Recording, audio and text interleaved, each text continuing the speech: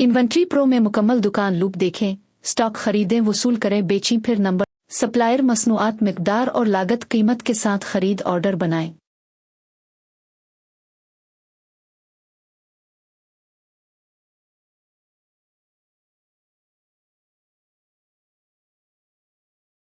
Goods received note से गोदाम में माल वसूल करें ताकि स्टॉक बढ़े।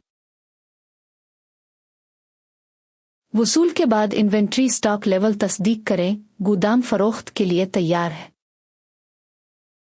नए स्टॉक से पीओएस फरोख्त, कार्ड टैक्स और कैश चेकआउट।